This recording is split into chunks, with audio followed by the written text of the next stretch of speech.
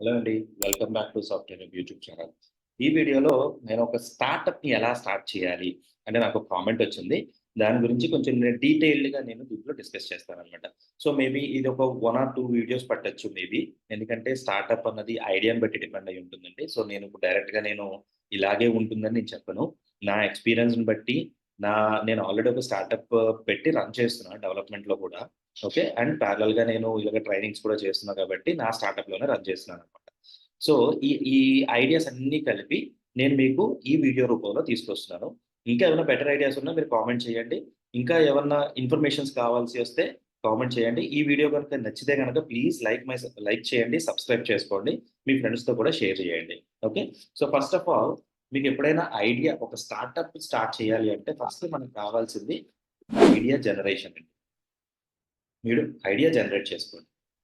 అంటే చాలా మందికి ఐడియా ఉంటది. స్టార్టప్ అనగానే ఓన్లీ సాఫ్ట్‌వేర్ ఏమో అని అనుకుంటారు. కాదండి. ఐడియాలో మీరొక ఫుడ్‌కి సంబంధించిన స్టార్టప్ పెట్టొచ్చు. లేకపోతే మీరు క్లోతింగ్‌కి సంబంధించిన స్టార్టప్ పెట్టొచ్చు. లేకపోతే మీరు ఇంకొక ఏదో ఒక ప్రొడక్ట్ డెవలప్‌మెంట్ స్టార్టప్ చేయొచ్చు. సోలార్ సిస్టమ్ మీద మీరేదో ప్రొడక్ట్ ప్లాన్ చేశారు. అది ఒక స్టార్టప్పే. ఇప్పుడు ఎవరు ఇలాన్ మస్క్ ఉన్నాడు. ఇలాన్ మస్క్ మరి రాకెట్స్ క్రియేట్ చేశాడు. అది ఒకప్పుడు స్టార్టప్పే కదా! ఇప్పుడు ఒక మంచి ఇది. అది కూడా సో రాకెట్స్ డెవలప్‌మెంట్‌లో ఉందన్నమాట. అవునా? అది కూడా ఒక స్టార్టప్పే. సో, మీరు దేనికి ఫస్ట్ మనం తీయాల్సిందేంటంటే ఫియర్. ఫియర్ తీసేయండి. స్టార్టప్ అన్నది ఎప్పుడైనా సరే ఒక ట్రై. ఆ ట్రైని మనం సక్సెస్ చేయడానికి ఒక ఐడియాని మనం ట్రై చేసి, దాన్ని సక్సెస్ చేయడానికి మన కంప్లీట్ ఎఫర్ట్స్ అందులో పెట్టాలన్నమాట. ఓకే. సో, దాని గురించి ముందు మీరు ఐడియా ఏ సైడ్ మీరెళ్దాం అనుకుంటున్నారు? ఓకే. లేదా నాకు ఆల్రెడీ బిజినెస్ ఉందండి. ఆ బిజినెస్ డెవలప్ చేద్దాం అనుకుంటున్నాను. యాహ్! Go on. లేకపోతే నేను ఇలాగ ట్రైనింగ్స్ మీద స్టార్టప్ చేద్దాం అనుకుంటున్నాను. Sai yeah! Good. Very good. లేదా నేను సాఫ్ట్‌వేర్ డెవలప్‌మెంట్ చేద్దాం అనుకుంటున్నాను. అది కూడా గుడ్. అలాగా ముందు మీ ఐడియా అన్నది మీరు బ్రింగ్ ఔట్ చేసుకోండి. సో, ఈ కేస్‌లో నేను ఒక సాఫ్ట్‌వేర్ గురించి మాట్లాడుతున్నాను. ఎందుకంటే నేను ఆల్రెడీ ఒక సాఫ్ట్‌వేర్ మీద స్టార్టప్స్ గురించి నేను మా ఫ్రెండ్స్‌తో డిస్కస్ చేసి, నేను ఇప్పుడు ట్రైనింగ్ సెంటర్ కింద ఒకటి స్టార్టప్ కింద పెట్టుకున్నాను కదా! సో, దాని మీద సాఫ్ట్‌వేర్ మీద స్టార్టప్ గురించి చెప్తాను ఈ వీడియోలో. ఓకే. లేదు నాకు ఫుడ్ గురించి కావాలి, అలా కావాలి, ఇలా కావాలి అంటే గనుక కామెంట్ చేయండి. డెఫినిట్‌గా నేను దాని గురించి కూడా రిసర్చ్ చేసి మీ మీద మా మా ఫ్రెండ్స్ అందరూ చాలా మంది డిఫరెంట్ డిఫరెంట్ దీంట్లో ఉన్నారు. వాళ్ళని కూడా నేను ఇన్‌పుట్స్ తీసుకొని దాని మీద నేను వీడియోస్ చేసి పెడతాను. ఓకే. సో, ఇప్పుడు మీరు గనక సాఫ్ట్‌వేర్ స్టార్టప్ పెడదామనుకుంటే ఫస్ట్ మీరు ఆలోచించాల్సింది మీరు సర్వీస్ చేద్దాం అనుకుంటున్నారా? లేకపోతే ప్రొడక్ట్ డెవలప్ చేద్దాం అనుకుంటున్నారో ప్లాన్ చేసుకోండి. You are going to okay. Service sector కింద చేద్దాం అనుకుంటున్నారా? ప్రొడక్ట్ కింద చేద్దాం అనుకుంటున్నారా? ప్రొడక్ట్ అంటే మీరొక ఐడియాని మీరు ఆలోచించి అంటే ఎలాగంటే ఇప్పుడు జొమాటో ఉంది. అదొక ఐడియా. మీరు హోటల్‌కెళ్ళి ఫుడ్ తెచ్చుకునే బదులు యాప్‌లోనే మీరు రిక్వెస్ట్ పెడితే ఆటోమేటిక్‌గా ఫుడ్ మీ దగ్గరికి డెలివరీ అయిపోతుందన్నమాట. అదొక ఐడియా. That's a product.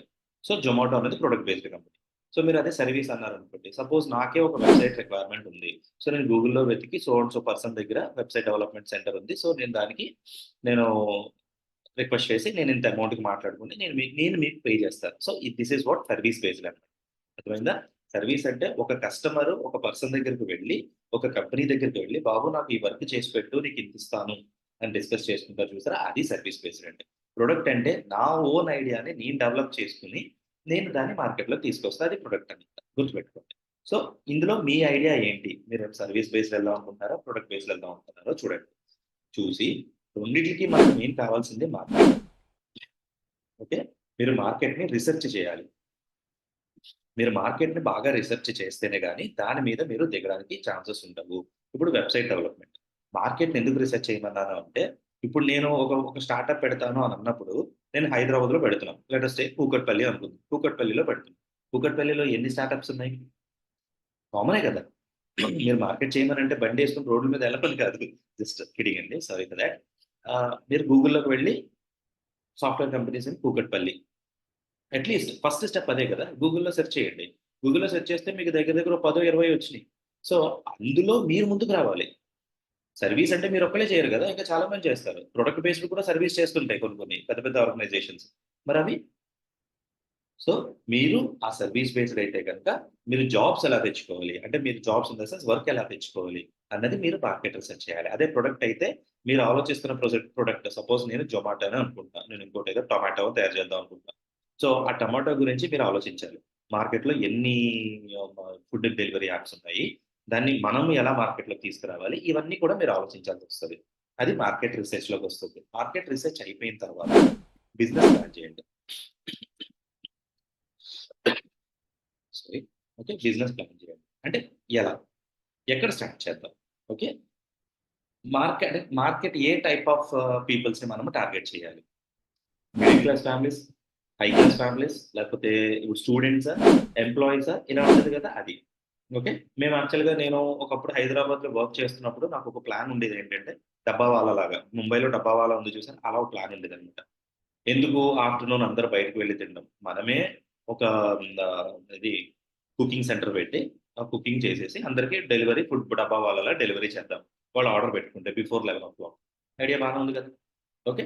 అలా. అది మార్కెట్ రిసర్చ్ చేసి అంతా బానే ఉందనుకున్నాం గానీ, నాకు ఫండింగ్, ఈ వర్క్స్‌తో పాటు అది చేయడం కష్టమైపోయి నేను దాంట్లో డ్రాప్ అయిపోయాను. అసలు మా ఫ్రెండ్స్ కూడా సరిగ్గా నాకు సపోర్ట్ చేయల. అనుకున్నాం గానీ, స్టార్టింగ్ దగ్గర నుంచి ఎండింగ్ వరకు మాకు ఆ మోటివేషన్ అన్నది లేదండి. సో, అలాగ ముందు మీరు టార్గెట్ చేసుకున్న మార్కెట్ ఏ టైప్ ఆఫ్ క్యాండిడేట్స్‌ని, ఏ టైప్ ఆఫ్ కస్టమర్స్‌ని నాట్ క్యాండిడేట్ కస్టమర్స్‌ని మీరు టార్గెట్ చేద్దాం అనుకుంటున్నారో, ఆ టైప్ ఆఫ్ కస్టమర్స్‌ని మీరు టార్గెట్ చేసుకోండి. దాని తర్వాత టార్గెట్ కస్టమర్స్. ఓకే. తర్వాత మోడల్ ఒకటి ప్లాన్ చేసుకోండి. ఇప్పుడు నేను చెప్పాను.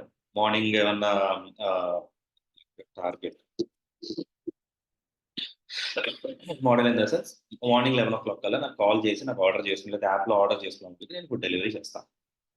మోడల్ సరిపోయింది కదా! సో, ఇనీషియల్ స్టెప్ అది. ఒక మోడల్ క్రియేట్ చేసి పెట్టుకోండి. ఓకే. మోడల్ క్రియేట్ చేసి అన్నీ ఇదంతా రెడీ అయిపోయి ఇదంతా పేపర్ వర్క్ చేసుకోండి. నేనిప్పుడు చెప్పేస్తున్నాను సెషను, లేకపోతే ఏదో వీడియో చేస్తున్నాను, ఇదేదో ఫన్ కోసం కాదండి. నేను జస్ట్ మీకు ఐడియా రావడం కోసం చెప్తున్నాను. సో, ఇప్పుడు ఇలా మీరు అదంతా రెడీ చేసుకున్న తర్వాత మీరు చేయాల్సిందేంటి? Legal structure. మీరు దీని గురించి కూడా మార్కెట్ స్ట్రక్చర్ రిసర్చ్ చేయండి. ఇప్పుడు ఫుడ్ యాప్ చేస్తున్నాను. యాప్ అయితే పర్లేదు. మీరేదో మరి ఆ యాప్ మీరు మార్కెట్‌లోకి తీసుకురావాలంటే కంపెనీ రిజిస్టర్ అయ్యి ఉండాలి కదా! రిజిస్టర్ అయ్యి ఉండాలంటే ఎలా రిజిస్టర్ అయ్యి ఉండాలి? సోలో ప్రొప్రైటర్‌గా ఉండాలా? ప్రైవేట్ లిమిటెడ్‌గా ఉండాలా? లేతే ఏవి ఉంటాయి ఆప్షన్స్. ఆ ఆప్షన్స్‌ని బట్టి మీరు రిజిస్టర్ చేయండి. మళ్ళీ ఫుడ్ యాప్ కాబట్టి డెలివరీకి జీఎస్టీ ఉంటుందా? టీడీఎస్ ఉంటుందా? మరి ఇవన్నీ కూడా మనం కాలిక్యులేట్ చేసి పెట్టుకోవాలి గదా! ఇవన్నీ కూడా మీరు ఆలోచించి ఈ లీగల్ స్ట్రక్చర్‌లో రెడీ చేసి ఓకే. ఆ రిజిస్ట్రేషన్ అనేది లీగల్ స్ట్రక్చర్‌గా ఉంటుందన్నమాట. ఇంకా కుదిరితే లీగల్‌లో మీరు ఎవరైనా ఫుడ్ డెలివరీ ఆర్డర్ చేసుకుండి ఐ మీన్ రిజిస్టర్ అయిపోయి 1 మంత్ ప్యాకేజ్‌కి నాకొద్దు డ్రాప్ అయిపోయిన డబ్బులివ్వు అంటే లీగల్‌గా ఎలా ఉండాలి?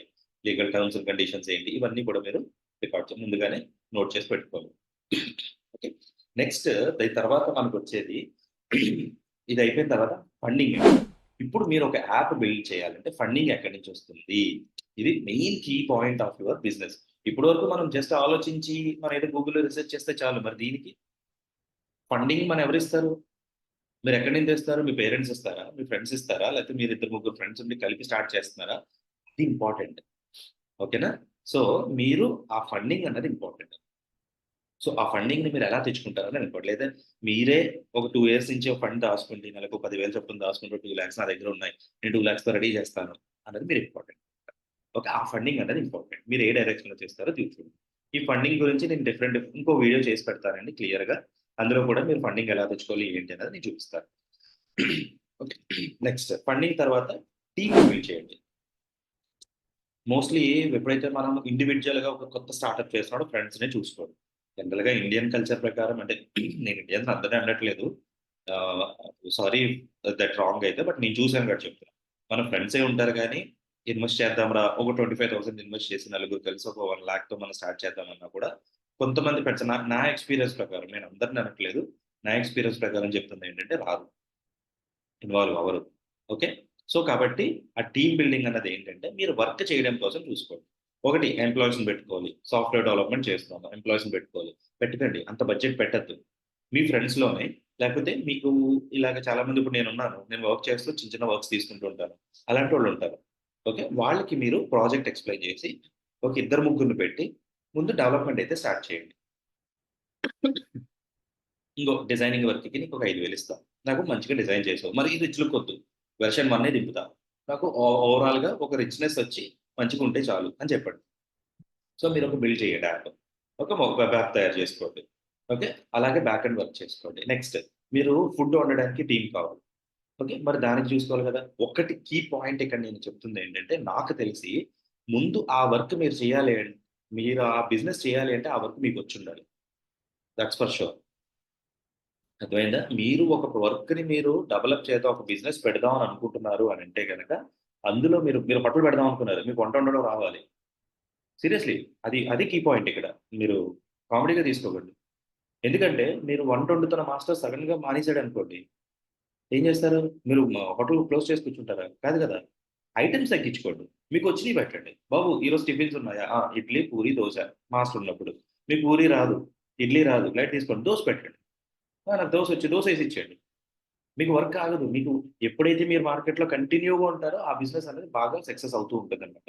ఈవెన్ నేను ఇప్పుడు యూట్యూబ్‌లో వీడియోస్ పెడుతున్నాను. నేను కంటిన్యూగా పెట్టకపోతే నా వీడియోస్ కూడా క్లిక్ అవ్వవు గదా! That's what. సో, కాబట్టి ముందు ఆ వర్క్ మీకొచ్చుండాలి. అది నేర్చుకోండి. ముందు మీరు కూడా ఒక టీమ్ మెంబరే. అంటే మీరొక మైల్‌స్టోన్ పెట్టుకొని, ఆ మైల్‌స్టోన్ రీచ్ అయ్యేంత వరకు మీరు ఒక టీమ్ మెంబరే. గుర్తుపెట్టుకోండి. ఓకే. సో, ఈ వంట వండడానికి, బాక్స్ ప్యాక్స్ చేయడానికి వీటిలకి చిన్న చిన్నగా ఒక ఉంటారు కదా! రిసోర్సెస్. అంటే ఇప్పుడు మినిమమ్ 8,000 10,000 ఇవ్వకపోతేనే సాలరీస్ రావట్లేదండి. సో, ఇద్దరినో, ఒకళ్ళో పెట్టుకొని ముందు మేనేజ్ చేయండి. ఎక్కువ బడ్జెట్‌కి వెళ్ళొద్దు. ఎక్కువ బడ్జెట్‌కి వెళ్ళి రేపొద్దున సక్సెస్ అవుతదో లేదో ఇనీషియల్ స్టెప్‌లో మనం చెప్పలేం. అదొక జస్ట్ ఐడియా మనం స్టార్ట్ చేసాం. కాబట్టి లిమిటెడ్ బడ్జెట్‌తోనే చేసుకోండి. ఫండింగ్‌లో ఎంత వరకు మీరు బడ్జెట్ ఎన్ని మంత్స్ సపోజ్ 6 మంత్స్ వరకు చూద్దామని మీరు టార్గెట్ చేసుకున్నారు. 6 మంత్స్‌లో ఫండింగ్ ఎంత? ఒక 1,00,000 6 మంత్స్ 1,00,000లో సాలరీ సరిపోవాలి. మీకు ఇన్‌కమ్ వస్తుందని ఆలోచించొద్దు. ఓన్లీ మీరు పెడుతున్నారని ఆలోచించండి. మార్కెట్‌లోకి తీసుకెళ్ళండి మీ ఐడియాని. ఓకే. అది మార్కెట్‌లోకి తీసుకెళ్తేనే మీకు బాగా బెనిఫిట్ అన్నమాట. అండ్ ఇప్పుడు ఇంకొకటి ఈ టీమ్ బిల్డ్ చేసిన తర్వాత సాలరీస్ ఇవన్నీ చూసుకున్న తర్వాత మీరు 100% అంటే నాకు తెలిసిన లెక్క. మీ 100% ఫండింగ్‌లో 25% సాలరీస్ వాడండి. 25% మీ ప్రొడక్ట్ జనరేషన్‌కి అది వాడండి. ఇంకా 50% మార్కెటింగ్ వాడండి. నెక్స్ట్ పాయింట్ అదే. Marketing and branding. Marketing and branding. మీ మార్కెట్‌కి వాడండి. ఇప్పుడు రూ. 100 ఉన్నాయి. రూ. 50 మీరు డెవలప్‌మెంట్‌కి అది వాడితే, రూ. 50 మీ మార్కెటింగ్‌కి వాడాలి. అస్సలు కాంప్రమైజ్ అవ్వద్దు. మీ మార్కెటింగ్ లేకపోతే ఇన్‌స్టాగ్రామ్ మార్కెటింగ్, ఫేస్‌బుక్ మార్కెటింగ్ లేకపోతే మీరు పాంప్లెట్స్ పంచిపెడతారా? లేకపోతే ఎళ్లి మీరు డీలర్ దగ్గర మార్కెటింగ్‌లో ఎవరినో ఒకళ్ళని నించోబెట్టి పాంప్లెట్స్ పంచిపెడతారా? పంచిపెట్టించండి. డబ్బుల గురించి అక్కడ కాంప్రమైజ్ అవ్వద్దు. కాకపోతే జాగ్రత్తగా ఆలోచించండి. ఈ ఈ ఛానెల్ ద్వారా నేను మార్కెట్ చేస్తే నాకు జనాలొస్తారా? అదే మీరు ఈ మార్కెట్ రిసర్చ్‌లో చేసుకోవాల్సింది. ఓకే. అలా మార్కెట్ బిల్డ్ చేసుకోండి. మీ బ్రాండింగ్ ఒకసారి బిల్డ్ అయిపోయిన తర్వాత మీకు ఆటోమేటిక్‌గా మీరింక మార్కెటింగ్ మీద ఎక్కువ పెట్టక్కర్లేదు. ఆటోమేటిక్‌గా మౌత్ మార్కెటింగ్ ఎక్కువైపోతది గదా! ఓకే. నెక్స్ట్ ఇప్పుడు కస్టమర్ ఫీడ్‌బ్యాక్. ఇది కొంచెం క్రిటికల్. బట్ ఎందుకంటే అందరూ ఒకలాగా ఉంటారని చెప్పను. బట్ మీ యొక్క హార్డ్ వర్క్ ఇక్కడ తెలుస్తదనమాట. ఫీడ్‌బ్యాక్ మాత్రం తీసుకోండి. నెగెటివా? పాజిటివా? Take it out. నెగెటివ్ వచ్చిందా? ఎందుకొచ్చింది? ఆయన్ని అడగండి. ఓకే. ఇప్పుడు సపోజ్ నేను ఒక ఫుడ్ డెలివరీ చేశాను. ఆయన ఏదో లేట్ అయ్యిందో ఏదో అయ్యింది. సారీ చెప్పండి. ప్రాబ్లమ్ ఏముంది? నెక్స్ట్ డెలివరీ యాప్‌లో ఏదో ఒక కన్సెషన్ ఇవ్వండి. సారీ సార్ మీకు లేట్ అయింది కాబట్టి నెక్స్ట్ కన్సెషన్ మీకు డెలివరీలో నేను ఒక నెక్స్ట్ ఆర్డర్‌లో ఒక 10% డిస్కౌంట్ ఇస్తాను. జొమాటో వాడు అదేగా చేసేవాడు ఫస్ట్. ఇప్పుడు చూడండి నాకు ఫుడ్ బాలేదంటే వెనక్కిస్తున్నాడా పేమెంట్ ఏమన్నా? ఇవ్వట్లేదు కదా! So, customer feedback. సో, అంటే దీని గురించి మాట్లాడాలంటే ఇంకా మంచి మంచి టాపిక్స్ ఒస్తాయి. డిస్కస్ చేస్తే చాలా పెద్ద డిస్కషన్ జరుగుతుంది. బట్ మెయిన్‌లీ మీరొక స్టార్ట్ చేయాలి అని అనుకుంటే గనక ఈ పాయింట్స్ అయితే ఇంపార్టెంట్. అందులో మెయిన్ పాయింట్ ఐడియా జనరేషన్. తర్వాత మీరు కావాల్సింది మార్కెట్ రిసర్చ్. తర్వాత మీరు ఆలోచించాల్సింది బిజినెస్ ప్లాన్. తర్వాత మీరు ఆలోచించాల్సింది లీగల్ స్ట్రక్చర్. తర్వాత ఫండింగ్. తర్వాత టీమ్ బిల్డింగ్. తర్వాత మార్కెటింగ్ అండ్ బ్రాండింగ్. తర్వాత కస్టమర్ ఫీడ్‌బ్యాక్. ఇవన్నీ కలిస్తేనే మీరు స్టార్ట్ చేసిన ఒక ఒక ఒక ఐడియా ఒక 6 మంత్స్ తర్వాత ఎక్కడుందో చూసుకోండి. ఆ 6 మంత్స్ తర్వాత నెక్స్ట్ 6 మంత్స్‌లో ఎక్కడుందో ఆలోచించండి. అలా మీరు ప్లాన్ చేసుకుంటూ మైల్‌స్టోన్స్ క్రియేట్ చేసుకొని పెట్టండి. ఓకే. 6 మంత్స్‌లో మీకు ఏమి అవ్వలేదనుకోండి. ఇంకో 3 మంత్స్ చూస్తారా చూడండి. లేదు మీరు అక్కడితో స్టాప్ చేస్తారంటారా స్టాప్ చేసుకోండి. Okay. Hope you like this video అండి. Please do subscribe my channel. Thank you. ఇంకేమైనా కావాలంటే కామెంట్ చేయండి. I will do a videos for that. Thank you.